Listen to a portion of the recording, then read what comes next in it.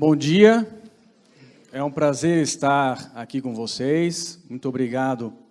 Muito obrigado à equipe do Wetlands Construídos pelo convite. Fico muito feliz em ver um auditório cheio para ouvir falar de wetlands, né? E manejo de lodo. Nós estamos atualmente, então, na Universidade Federal de Santa Catarina. Supervisionamos um grupo chamado GESAD, onde a proposta desse grupo é discutir alternativas de saneamento descentralizado. O carro-chefe hoje é o Wetlands Construídos.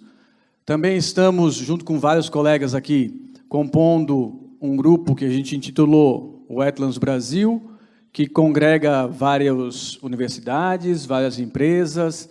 É um grupo que está aberto para qualquer um participar. Nós temos alguns elementos de troca de experiência, inclusive um deles já foi feito o merchan aqui, né, que é o 3º simpósio, que vai acontecer em maio, em Campo Grande. Então, a proposta que me apontaram, né, é falar um pouquinho sobre presente e futuro. Por favor, não me chamem depois de mãe de Ná, né, porque eu não vou prever futuros aqui. A ideia é um pouco do olhar que a gente tem, a princípio, do que está acontecendo hoje com os wetlands no Brasil e o olhar que a gente tem, e que pode ser, e espero que seja, outros olhares aqui na plateia, a respeito do futuro dessa tecnologia em nível de território nacional. Então, assim, a minha pretensão aqui não é, em nenhum momento, dizer que é isso que vai acontecer, que a nossa ideia é a única que é a correta, pelo contrário, né? A ideia aqui é trazer um pouquinho, provocar um pouquinho a reflexão e a discussão depois com os presentes a respeito do que a gente pode esperar com a aplicação dessa tecnologia, com o foco principal, que é aquilo que o André já comentou, que é a universalização do saneamento ou da dimensão esgotamento sanitário. Então, a ideia aqui é essa provocação, mostrar um pouco de alguns dados que a gente tem compilado. Vários dos dados que estão aqui são dados que a gente conseguiu ter acesso desde a provocação da palestra até o dia de hoje. Então, muitos colegas aqui podem ter sistemas que não vão ser apresentados aqui. Não se sintam excluídos, por favor. Aqui é só um exercício de reunião de algumas das informações. Eu sei que existem muitos wetlands por aí operando que não estão facilmente disponíveis à informação, né, em mídias sociais ou publicadas. Também a proposta aqui é mostrar um pouquinho a participação das universidades em torno do estudo dessa tecnologia. Nós temos, como o André falou, essa tecnologia consolidada já em nível mundial desde o fim da década de 50 do século passado. No Brasil, né, a gente tem informações a partir de publicações do final dos anos 80, né, intensificando-se nos anos 90, a aplicação em algumas situações, e em nível de pesquisa assumindo, né, um protagonismo a partir dos anos 2000. Então, a gente vai falar um pouquinho disso, vai falar um pouquinho da experiência que a gente tem em Santa Catarina, e a proposta é mostrar, no nosso olhar, o que a gente entende que vai realmente propiciar, né, essa tecnologia para a universalização do saneamento. Ok? Bom, como o André comentou, aqui uma nova forma de representar, nós temos dentro da linha dos escoamentos subsuperficiais, que é onde a gente vai se propor a conversar hoje, né, destacado algumas das modalidades que a reunião da informação que nós fizemos para esta palestra se remete, tá? Então, a ideia é que nós tenhamos discussão e aplicação de sistemas de escoamento subsuperficial horizontal, vertical descendente, vertical modificado com fundo saturado, vertical sistema francês e a combinação do vertical horizontal, conhecido como híbrido. Também temos experiências em nível mundial e nacional de um híbrido composto com horizontal seguido de vertical. Mas a prática atual está, quando a proposta é híbrido, está voltado para o vertical seguido do horizontal. Então, dentro dessa classificação, e existem outras classificações que abrem mais ainda o leque de opções, né? Mas, assumindo esta classificação, a gente vai discutir um pouquinho sobre esses sistemas em destaque. Aqui são todas fotos que a gente teve contato, né, em vários momentos aí. Esta é no interior de Santa Catarina, essa é na Nova Zelândia, essa é no interior do Rio Grande do Sul e essa é na Alemanha. Assim como o André falou da grande aplicação que existe na França, temos vários outros países da Europa Central que aplicam isso com muita propriedade, né? A Alemanha é um dos países que mais aplica também sistemas. Lagoas, seguido de wetlands, ou reatores anaeróbios, seguido de wetlands, né? A Bavária, o sul da Alemanha, tem mais de 3.000 sistemas também, né? Só que são, muitas vezes, sistemas em equivalente populacional de dezenas de pessoas, né? E aí, muitas vezes, esses sistemas não estão facilmente encontrados na literatura ou em sites aí para a gente pesquisar, né? Bom, relembrando rapidamente o que o André comentou, o sistema horizontal, então, ele é proposto com uma declividade de fundo que pode induzir o escoamento, tendendo na horizontal. Aqui eu chamo a atenção que existem vários sistemas no Brasil e novas pesquisas modificando, inclusive, a linha de distribuição, tá? Como o André comentou, distribui-se na transversal inicial e coleta-se na transversal oposta. A tendência dos horizontais no Brasil hoje é a gente ter aplicação na subsuperfície, né? Algo de 5 centímetros abaixo da superfície livre, e a coleta no fundo oposta, mantendo o nível de efluente dentro do sistema a partir de um controlador de nível. Mas nós temos alguns sistemas horizontais que a aplicação é no fundo, e a coleta também no fundo, tá? Tem algumas vantagens isso, tem algumas dificuldades operacionais, mas existem essas duas modalidades. Quando se fala horizontal, então é bom sempre perguntar, essa alimentação ela se dá no fundo ou ela se dá na subsuperfície, tá?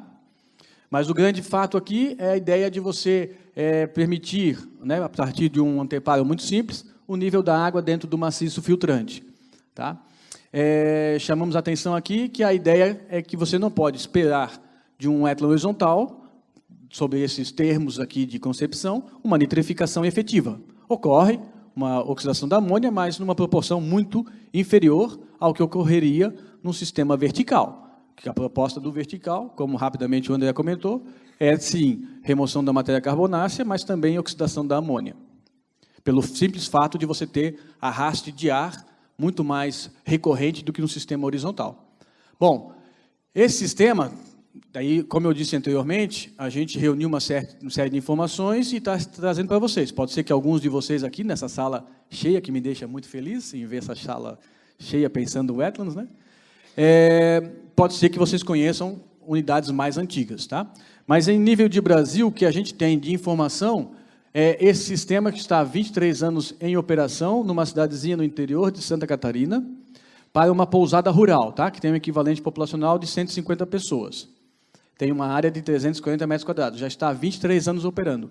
Em 1994, a gente iniciou a operação desse sistema, o acompanhamento, perdão. A operação é feita pela empresa de pesquisa agropecuária do Estado.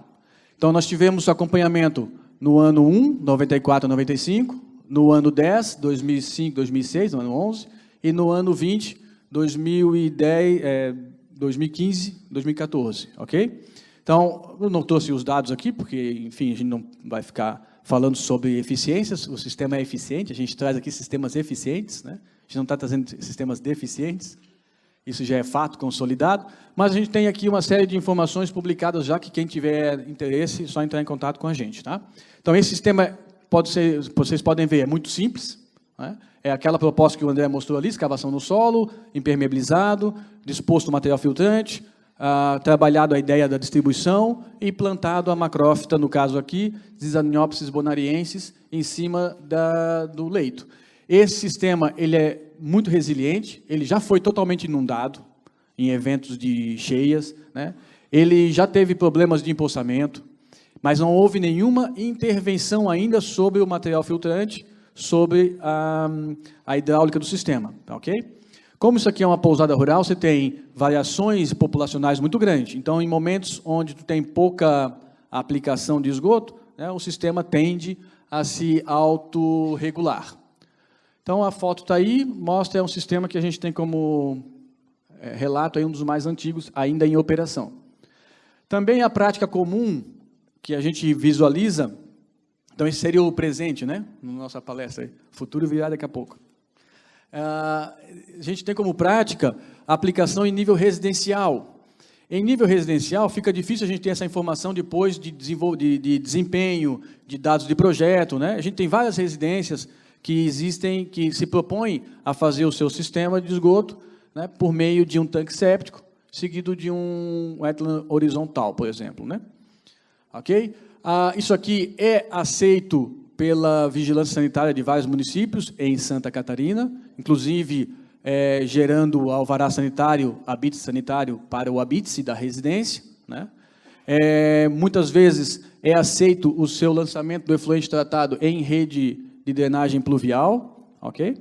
Então, nós temos hoje, vocês todos conhecem como prática, a normatização do sistema primário, tanque séptico, que aqui eu chamo a atenção a todos, talvez alguns de vocês estejam participando, está entrando em revisão as duas normas para sistemas on-site, né? Já está em discussão, esse ano tem uma reunião por mês, a BNT está fazendo junto com a ABS São Paulo, a revisão das normas de tanque séptico e seus complementares. Ok? O vertical, como o André comentou também, a lógica é distribuição na superfície, ela percola verticalmente e a coleta pela drenagem de fundo. Você pode ter anteparos de controle de nível para a partida do sistema, para adaptação das macrófitas, né? E você pode, com esse sistema, inclusive, manter parcialmente saturado o fundo. Quando a gente fala de vertical descendente, esse anteparo aqui é só para a partida, depois a gente não tem mais manutenção de nível de saturação de esgoto dentro. A ideia é que o esgoto seja aspergido ou lançado em pulsos e drene livremente pela porção vertical. Com isso, há arraste de ar atmosférico, consequentemente, introdução de oxigênio e a aderência de micro-organismos nesse material filtrante permite você ter oxidação da matéria orgânica, remoção de sólidos e nitrificação até índices bem elevados de nitrificação.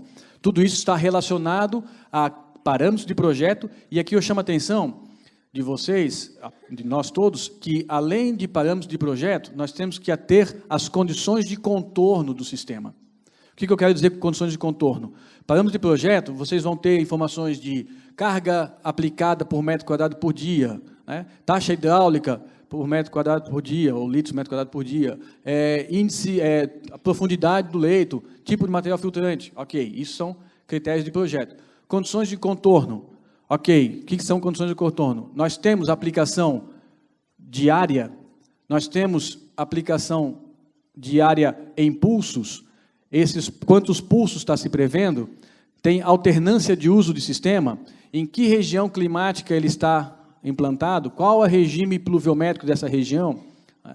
Que tipo de material filtrante você está aplicando? Qual é a sequência que ele se encontra no arranjo tecnológico? Então, tudo isso são condições de contorno que vão relacionar-se aos critérios de projeto. Porque se eu tiver um sistema desse em nível secundário, eu proponho alguns critérios de projeto. Se estiver em nível terciário, outros.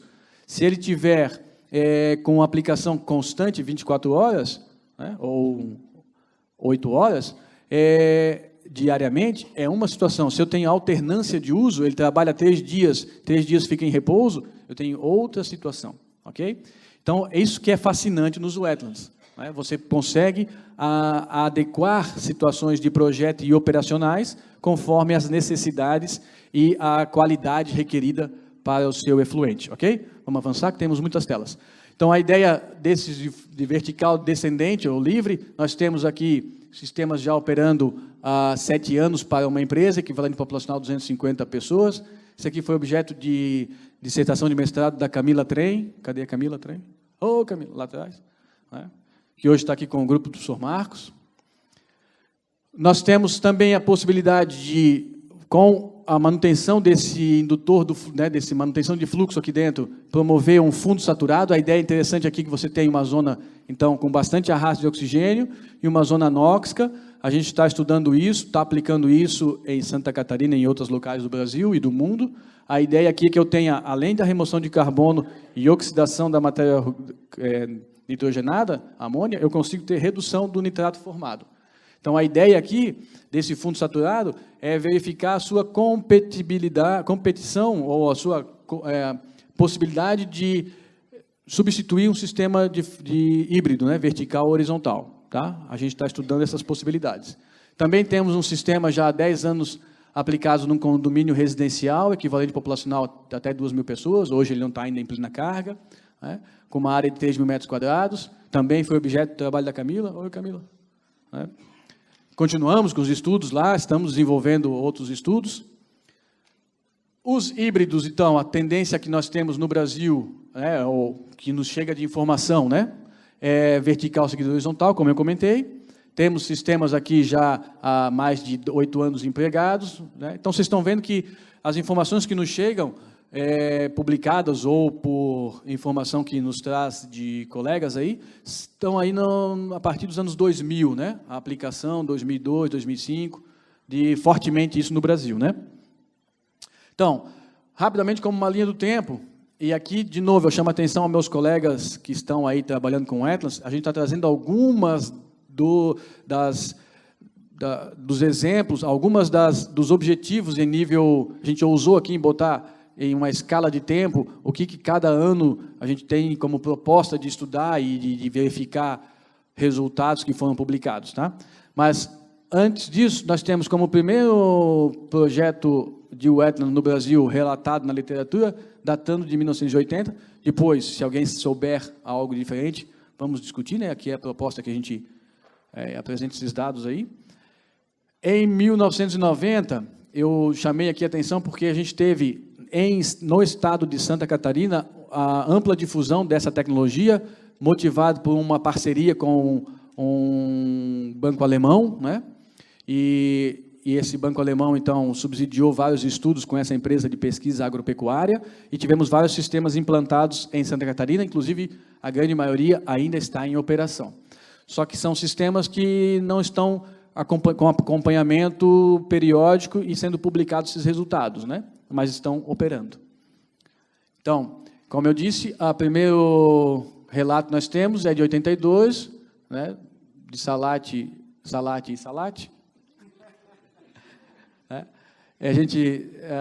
O Marcos deve conhecer bem eles, eu conheço um deles, agora não sei qual dos dois que eu conheço, né? E, enfim, foi um dos primeiros relatados aí, né? Como eu disse, em Santa Catarina, nos anos 90, se trabalhou sempre com um equivalente populacional, aí até no máximo de 200 pessoas, ou seja, sistemas realmente pequenos. Só que nós temos comunidades pequenas, dispersas, né? E se a gente tem como meta ou objetivo, né, a universalização, essas comunidades também têm que ser atendidas, né? Bom, a ideia da proposta de Santa Catarina era trabalhar exatamente com essas comunidades isoladas, rurais. O estado catarinense tem muitos municípios pequenos, 60% tem menos de 10.000 habitantes, tá? 60%. Nós somos 295 municípios.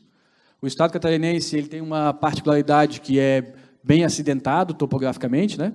Então, pouca área plana, tem que se trabalhar bastante em lógicas de corte, né? Mas, enfim, então nós tivemos em 1990 essa ampla aplicação. Todos esses sistemas que vocês estão vendo aqui, são várias cidades diferentes, estão ainda em operação, tá? Aqui eu trouxe uma informação do nosso colega Hans Brix e Carlos Arias, que vai estar presente, o Carlos vai estar presente no 3º simpósio, presença confirmada, tá? Então, por favor, não deixem de prestigiá-lo, tem muita experiência em nível mundial, ele é colombiano, que vivia na Bolívia, e algumas coisas ele trazia de lá, mas o nome era Carlos, não era Pablo, né? Ele trabalha com o professor Hans Brix, na Dinamarca, mas, né, é um fomentador aqui do grupo de wetlands em nível latino-americano, que a gente também faz parte, né?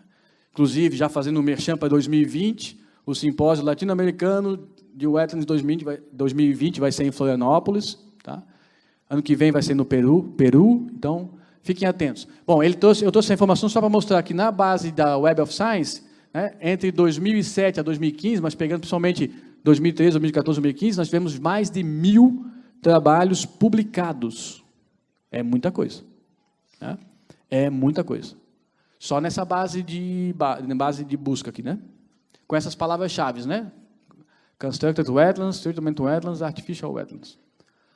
No Brasil, nós fizemos uma pesquisa também com extratos de busca bem limitados, né, em revistas nacionais e algumas revistas internacionais, e nós chegamos a uma relação de sistemas, de 100 trabalhos publicados, de sistemas horizontais, desde sistemas em escala piloto até em escala operacional, né, mas com equivalentes populacionais até na base de 200 pessoas, nós temos uma relação de que 62% desses trabalhos, até o 2011, desses 100 trabalhos, né, eram esgoto doméstico ou sanitário, né? E aí nós temos também para lixiviado, para universidades, águas cinzas, né, atividades agroindustriais, águas superficiais. Então, existem várias aplicações, tá? Ainda, quando os estudos estão relacionados às universidades, são sistemas ainda de escala piloto ou em pequena ou demonstrativa, né, com equivalentes populacionais aí, que poderia dar uma margem para ampliação de escala satisfatória e segura, né? Bom, rapidamente olhando a questão de 2003, como eu disse, eu tomei a liberdade de pegar alguns poucos exemplos, temos vários, só para mostrar como é que caminhou um pouco a lógica aí de publicações, né? Então, quem não for contemplado aqui, não fique chateado, tá? Foi uma rápida busca que a gente fez. Em 2003, nós tivemos um trabalho da Unicamp de Marcelos Valentim, né, e o professor Dennis Roston, que foi um dos trabalhos aí muito utilizados ao longo da evolução do conhecimento da tecnologia, que eram sistemas com a ideia de desempenho, concepção e operação. Em 2004, começou a se publicar estudo de remoções de nutrientes, né? Então, o professor Tavares de Souza, junto com o professor Van Handel e colaboradores, fizeram a aplicação de wetlands horizontal pós o ASB, né? Aí aqui esse estudo foi um estudo muito utilizado, muito referenciado pela questão da retenção do ortofosfato e a sua liberação após um período, né? Como os materiais filtrantes têm pouca capacidade de troca catiônica, né, você tem pouca adsorção do fósforo, e a adsorção atinge um limite de saturação. E aí nós temos como um dos elementos a se considerar no sistema de wetlands, é que esse fósforo, ortofosfato, sim, fica retido no sistema, de várias formas, como o mecanismo rapidamente foi mostrado aqui. Tem uma parte da planta capacidade de fitoextração, mas é limitada, perante a carga que entra. Mas nós temos, após um período de uso, a possibilidade de ter uma liberação desse fósforo no efluente final, inclusive em concentrações maiores do que entra. Ok? Então, esse trabalho mostrou isso, né, mostrou que, entre outras coisas, né, mostrou isso. Em 2006, começamos a definir alguns carregamentos para sistemas verticais, né, aqui eu tomo a liberdade de trazer os meus dados. Então, a gente começou a trabalhar com taxas de 230 litros por metro quadrado por dia, cargas em termos de DQO nessa ordem, sólidos nessa ordem, nitrogênio total quinjedal nessa ordem, com esse tipo de areia, com profundidades dessa magnitude. Para quem está mais familiarizado com sistemas on-site aí, ou no lote, isso aqui é praticamente aquilo que se recomenda para filtros de areia na NBR 13969/97, para pós-tanque séptico, né? Então, nessa época, nos perguntavam, como é que a gente dimensiona wetlands verticais, como é que dimensiona? A gente ousava em dizer, dimensiona como filtro de areia da norma e planta em cima. Certo? Bom, também em 2007, nós começamos a trabalhar com a avaliação de macrófitas, as publicações, né? E aqui a gente combinou certinho, deu certo, o professor Matos acabou de chegar, e é dele o trabalho que vai aparecer aqui. Então, combinou certinho, a mensagem chegou lá, né? Perfeito, bem certinho, bem na hora. Então, aqui um dos exemplos, né, dessa evolução de trabalhos publicados, Matos e colaboradores mostrando, né, o desempenho e a participação das macrófitas, né? Tem muitos outros antes, inclusive, mas o exercício que eu propus aqui. A hidrodinâmica, né, muito relacionada ao grupo aqui da UFMG, do DESA, né, com trabalhos de mestrado, né. O tratamento de lodo também, nós tivemos experiências financiadas pela FUNASA, tanto em Florianópolis como aqui, e outros locais, tá? A gente está só pegando alguns exemplos para mostrar essa evolução das pesquisas. Emprego do modelo francês, também como um grande indutor desse estudo, aqui o DESA, né? Estudos de comatação, da mesma forma aqui no DESA, né? Com o Matheus, né? Alegria do papai, orgulho do papai, né? Todo pai tem orgulho, claro. Consumo de oxigênio na risosfera, também nós temos aí trabalhos aqui do nosso colega André, né? Então, viu que o jabá está sendo bom, né? Atualmente, né, a gente tem outras pesquisas, eu trouxe só aqui uma informação também muito atual, de um trabalho que foi desenvolvido agora sob minha orientação, da Catiane, doutorado. A gente começou a fazer a identificação, né, de organismos que estão em abundância e esses abundantes, a atividade deles, né, então isso é em nível de RNA, com biologia molecular, então a gente consegue ter uma percepção de abundância, então número de organismos por massa de material filtrante, né, ou de volume de reação, e quantos desses estão realmente ativos, que é isso que nos importa. Então, as condições de contorno dos wetlands, as condições que eles estão submetidos, e as taxas e cargas aplicadas podem propiciar desenvolvimento de organismos em abundância e em atividade diferenciados.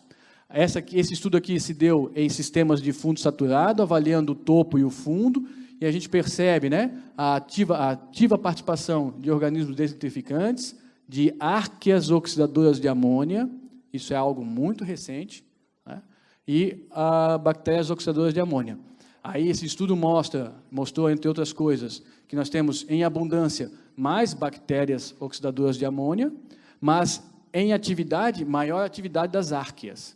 Isso é uma linha a se investigar muito interessante, né? E hoje, com a biologia molecular e as técnicas, nos permitem aí identificar algumas situações. E tentar, como engenheiros, né, trazer condições ideais para essa atividade ocorrer, né? Em uma forma perene, né? Uma forma recorrente.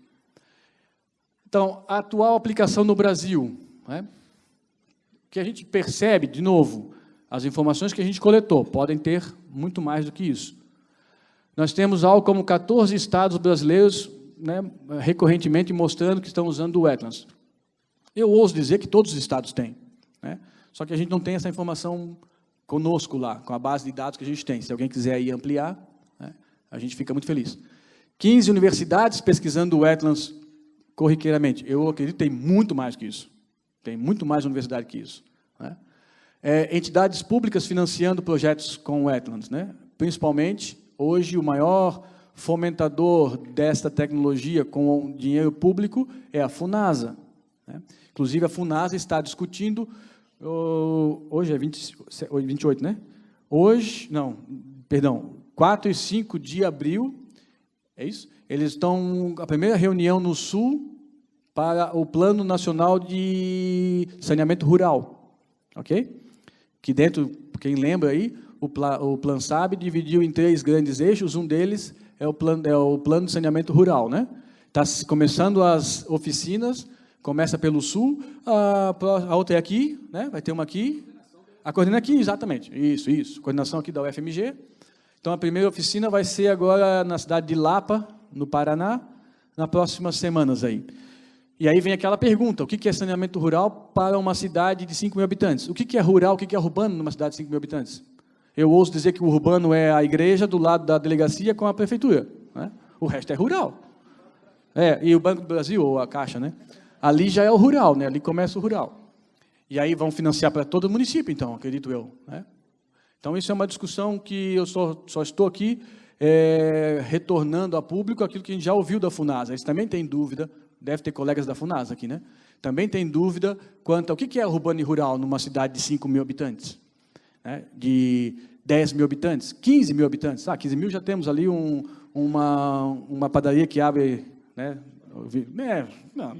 Não, das 5 até as 7 da noite, né? Geralmente, nesses lugares, o restaurante fecha para o almoço, né? Então, muito bem. Como eu comentava com o professor Marcos, eu morava numa cidadezinha que não tinha nem semáforo, lembra?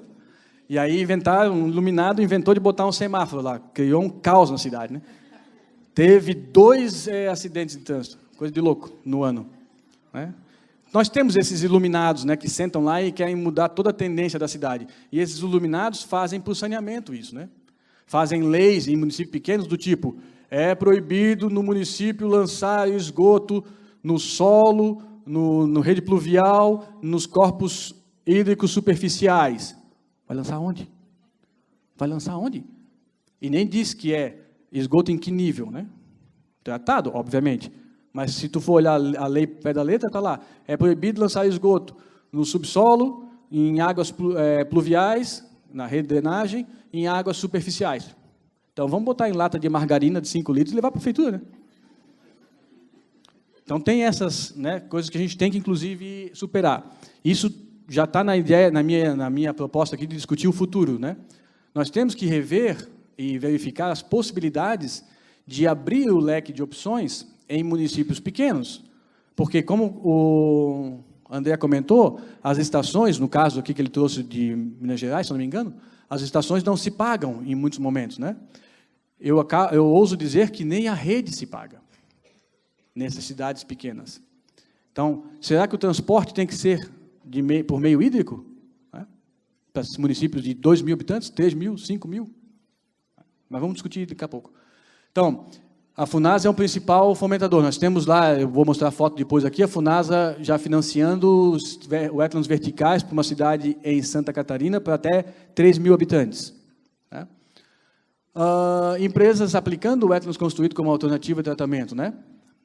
Empresas de consultoria e empresas clientes, né? Temos vários clientes que estão dentro de um sistema com rede coletora, mas a atestada do seu imóvel não tem rede ainda. Então, ele tem que apresentar uma proposta no seu lote. Né? E temos empresas de consultoria. Quem será? Né? Temos uma aqui hoje, né? Mas temos várias. E algumas companhias de saneamento adotando também essa tecnologia, né? Ok? Como proposta ideal para algumas situações. Tá? Eu vou mostrar isso na sequência. Esse grupo que a gente se intitula Wetlands Brasil aqui, que todos, eu espero que todos aqui possam fazer parte, temos relatos, né, de troca de informações constante com todos esses estados aqui, tá? Que nos alimentam constantemente de informações aí. Então, rapidamente, aqui eu vou passar bem rápido, até porque o meu tempo é limitado, mas eu quero só mostrar as escalas de aplicações em nível desses 14 estados, tá? Então, nós temos sistemas, muitos do que eu vou mostrar aqui estão dentro das universidades, ok? Então, Santa Maria, né, tem um sistema vertical, pós-tanque séptico, com recirculação de lodo, inclusive, eles querem fazer um convite, depois eu faço um convite para ti. Claro, convite para trabalhar sempre é ótimo, né? Convite para trabalhar é ótimo. Convidar para a festa é mais difícil, né? Muito bem, então, tem sistemas financiados aqui pela FINEP, né, com proposta de aplicação para unidades residenciais. Temos também em Santa Cruz do Sul, sistemas, aqui a gente entra já em sistemas de escala bem demonstrativas, né? Aliás, bem piloto. Temos já em Santa Catarina sistemas para lodo, em nível industrial, né? Isso aqui é para efluente industrial, mas pós-SBR, né? Então é para o lodo secundário. Temos também para esgoto doméstico ou de refeitórios de empresas, na cidade de Jaraguá do Sul. Né? Temos na cidade para condomínios, que eu já mostrei. Temos para empresas, que eu já mostrei. Então, vou passar rápido, mas depois a apresentação está aí disponível, vocês podem olhar com calma. Temos também em Florianópolis, isso aqui é dentro de um bairro urbano, tá? Então, isso aqui é como se fosse também um condomínio privado, né? No caso aqui não é, mas é semelhante.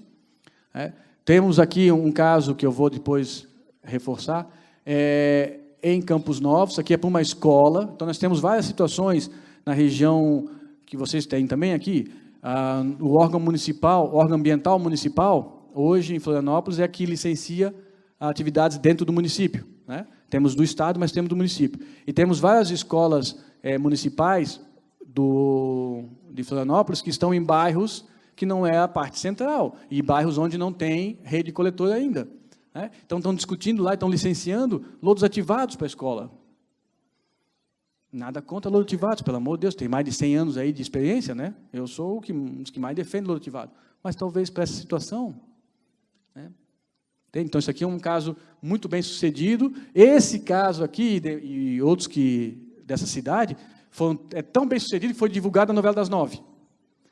É verdade.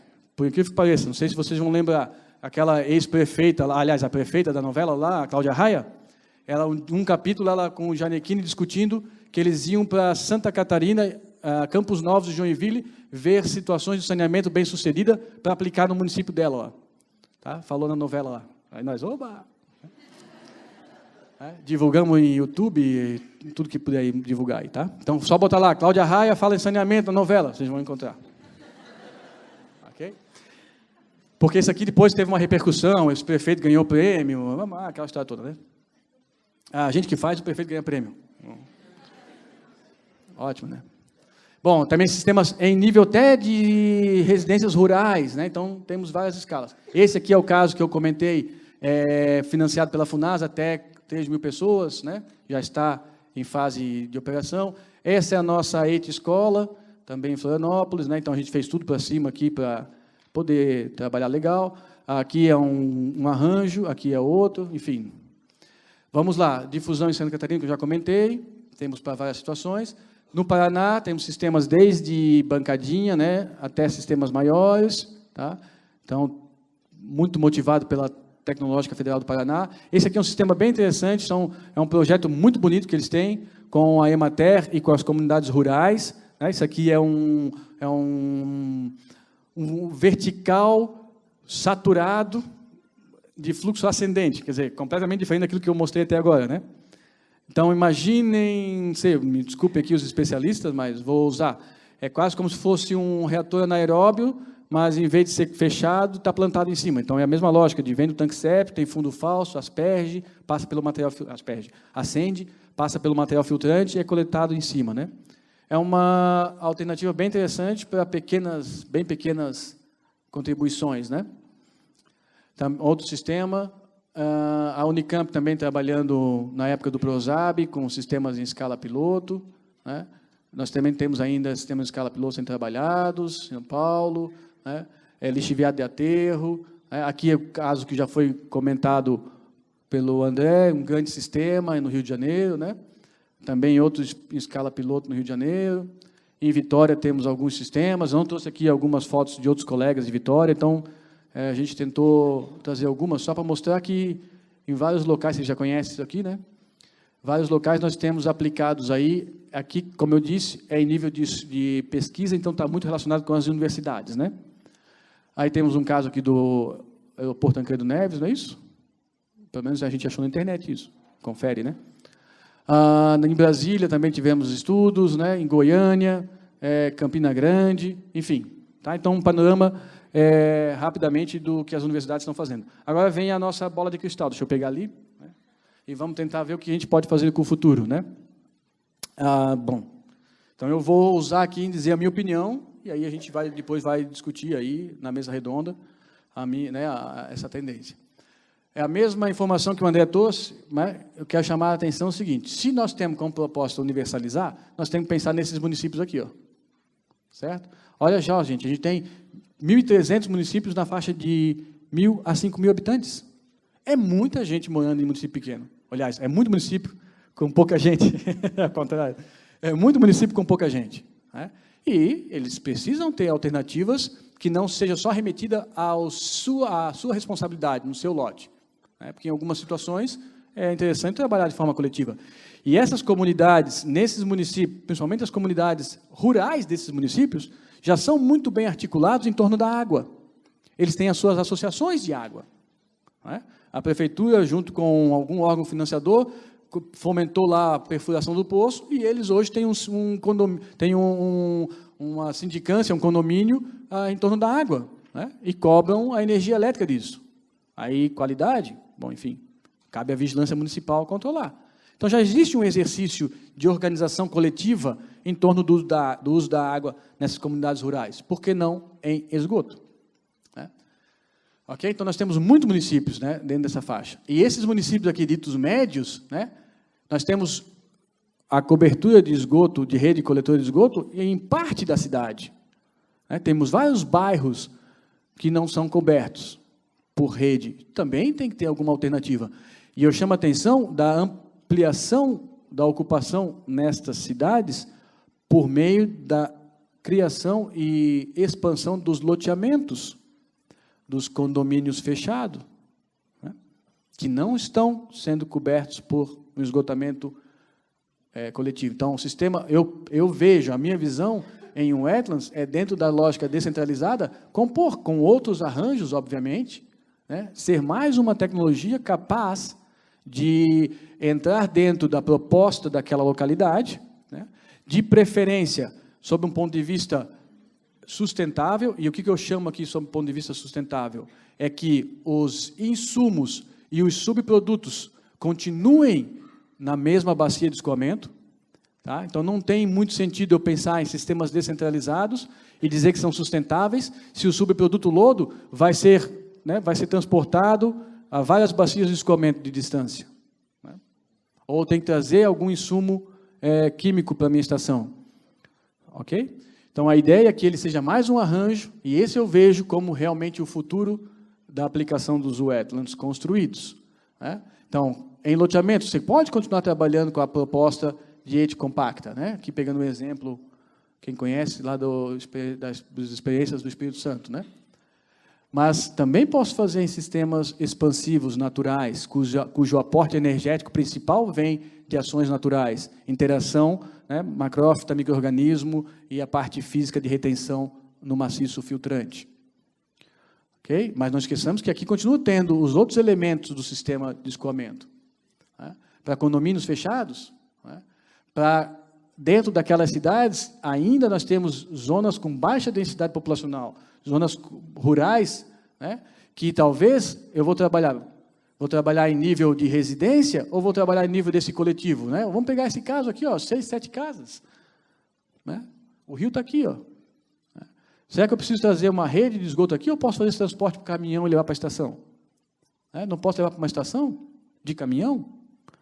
Nós temos experiências no Paraná desse tipo, nós temos experiência no Uruguai desse tipo, onde você tem a unidade que retém o esgoto na residência e, periodicamente, o transporte vem um caminhão, tira e leva para a estação. Não só o lodo, o esgoto da residência. Nós temos hoje como ideia de futuro, e presente e futuro, a incorporação disso pelos operadores de saneamento, né? Então, o caso de Campos Novos, além da Cláudia Raia ter dito lá na novela, eu quero chamar a atenção que este operador de saneamento, como ela vai operar loteamentos, né, ela botou nas suas normativas internas que o sistema de tratamento tem que ser, que o loteador tem que construir, tem que ser wetlands, horizontal, inclusive. Retor anaeróbio seguido de wetland horizontal. Então, ele deu todas as especificações que eles querem que o wetland seja. Aí vem uma discussão.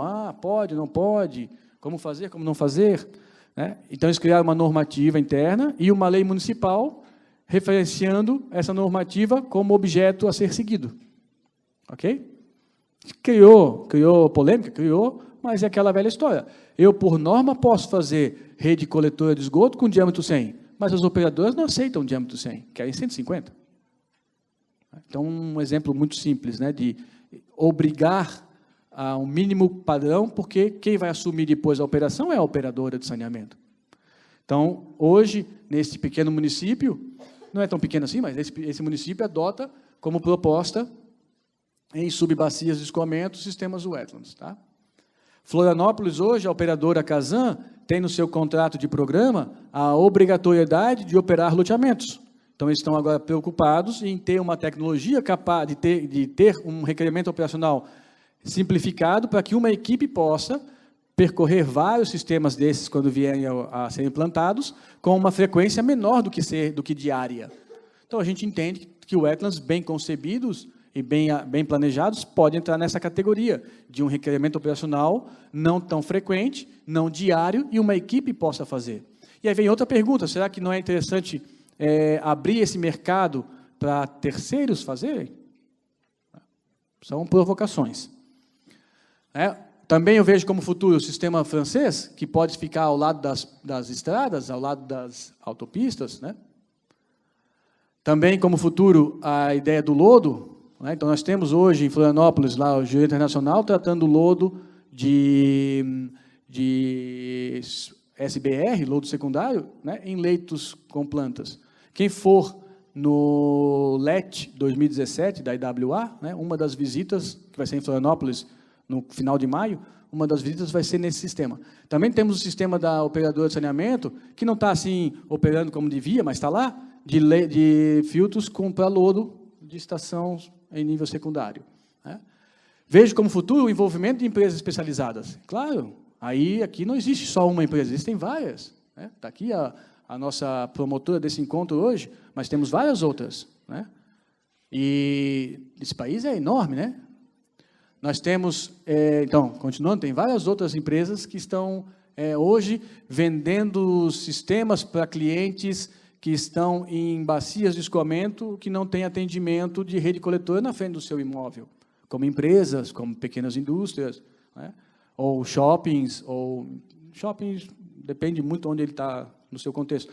Em Florianópolis, nós temos vários centros comerciais que foram feitos ao longo da rodovia que vai para as praias, né? E aí eles têm muitas áreas, então eles fazem esses jardins, né? Parte da estação de tratamento são por esses jardins, ou pelos wetlands, né? Aí também, está terminando, tá? Vejo como futuro. Aí vem a pergunta, vamos normatizar ou não vamos normatizar? É vantagem ou não é vantagem? Traz benefícios ou vai tolher a capacidade de engenhar? Né? Então, temos que discutir isso. Então, se nós for pensar em normas, né, então pensar todo em formas de composição de camadas, profundidades, espaçamento de plantio, dispositivos hidráulicos, né, como é que vai ser o material filtrante, o regime, né, então aqui que eu digo as condições de contorno, né, aí eu vou ter que fazer algo como se faz para filtros de areia. Eu tenho que especificar material filtrante, tá difícil ler ali, né, mas eu tenho que especificar, então, para aplicar filtros de areia pós-tanque séptico, tem que ter areia com diâmetro efetivo acima de 0,25, uniformidade abaixo de 4. Se não for essa areia, não pode aplicar essas recomendações de norma. Para aplicar filtro de areia pós-tanque séptico, a taxa de aplicação é 100 litros por metro quadrado por dia. Se tiver um sistema aeróbio, posso aplicar 200. Mas vocês estão vendo que a norma, isso aqui é cópia da norma para filtro de areia, não fala nada de carregamento orgânico. Por quê? Porque as condições de contorno que se propõem já está implícito com o carregamento. É esgoto doméstico ou sanitário, com pós-primário, então, com uma taxa de aplicação de tantos litros, 100 litros por metro por dia. Então, por aí, tu já consegue ter uma relação que essa carga vai ser algo como 20, 22, 24 gramas de DBO por metro quadrado por dia. Agora, se tu faz uma outra configuração e outro efluente, essa taxa talvez, né, não seja ideal. Intermitência, né, alternância, fala que tem que ser 2 filtros paralelos, para um trabalhar 6 meses, o outro 6 meses, e o filtro que está em operação tem que ser uma aplicação a cada 6 horas. Em nível de residência, como diz os manezinhos lá, mofas capomba na balaia. Ninguém vai fazer. Não tem como fazer isso. Agora, em um ambiente maior, controlado, ok. Então, se a gente... E eu chamo a atenção que nós temos wetlands construídos normatizados. Está aqui, ó. É o canteiro de infiltração e evapotranspiração. Está na norma. Isso aqui é um wetland. Construído de fluxo vertical. Só que ele propõe a infiltração. Ok? Então, está normatizado. Aí nós temos que propor também, nessas normatizações, essas relações. Né? Área, operação, custo, manutenção. Então, pegando um pouco do que já tem, como filtro de areia e lagoa, a gente tem, ó, área é média. Muito subjetivo, o que é média, né? Operação simples, custo médio, baixo. Né? Então, a gente tem que trazer a informação dos wetlands. A pergunta é, se nós vamos normatizar, a gente vai limitar a um rol de opções. Talvez seja um caminho. Vários países já fizeram. Também, como futuro, pesquisa. Nós temos que, cada vez mais, né, professor Matos, saber a capacidade de fitoextração dessa planta, desenvolvimento dessa macrófita, policultivo, adaptação, reaproveitamento, né, reintegração com o espaço, enfim. Temos que trabalhar a ideia de carregamentos aplicados, sim. Temos que trabalhar a questão de transformação de nutrientes? Sim. Remoção de poluentes persistentes? Sim, por que não? Participação dos micro-organismos, né? Então, tudo isso é, na nossa leitura, o futuro. E o controle institucional, né? Aí você aplica numa... Realmente estou acabando, tá? Realmente estou acabando. Ninguém quer tomar café. Café diminui. Para que café? Todo mundo tomou já? A ideia do você pensa, imagina isso para uma unidade predial, coletiva, não residencial somente, onde o controle se dá só pela prefeitura, né? Que você libera, então, o alvará sanitário, ou o habite sanitário, como chamam em diferentes lugares aí, para o habite-se. E aí, dificilmente se revê ao longo da vida útil do sistema. Por que não propor renovação de alvará sanitário? Não é nada impossível. A gente faz isso nas cidades pequenas. Onde tem piscina pública, faz isso todo mês. As piscinas têm que fazer controle de qualidade de água todo mês. Um técnico tem que ir lá, pegar uma amostra, fazer o laudo, gerar o laudo e mandar para a vigilância.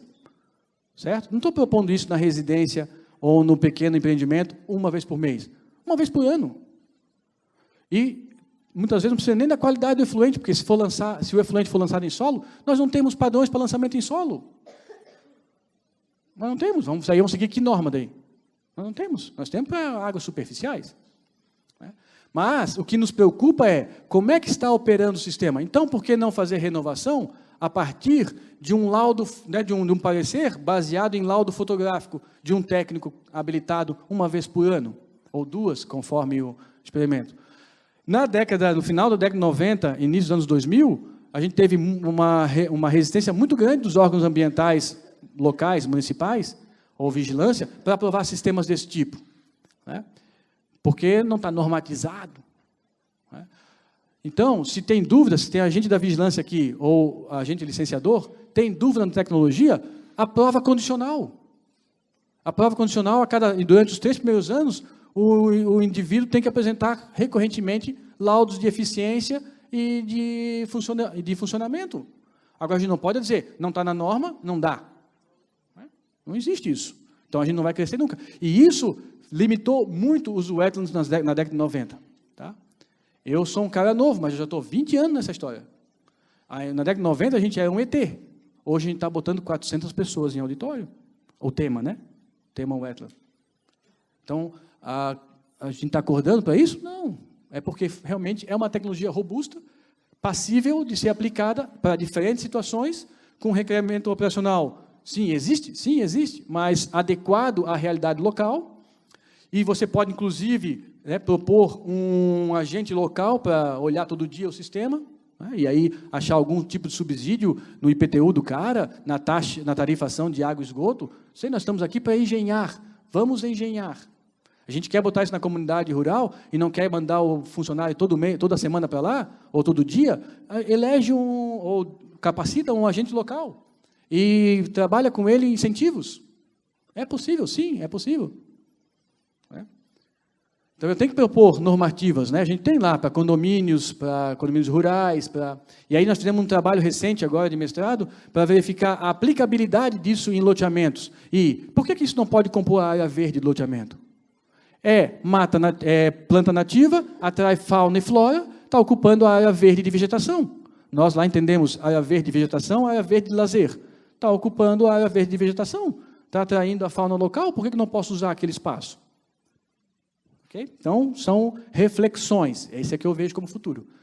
Também vejo como futuro o fortalecimento do nosso grupo, né? Jabazinho, né? Então, a gente tenta propor aí uma periodicidade, aí, pelo menos uma vez a cada semestre, um boletim. Vocês estão convidados a ler e a contribuir. Tá? Também, o fortalecimento passa por esses encontros, né? Aqui a gente tem provavelmente mais pessoas do que vai ter no evento, né? Porque aí no nosso evento está muito relacionado à universidade. Já tem várias empresas, mas muito na universidade.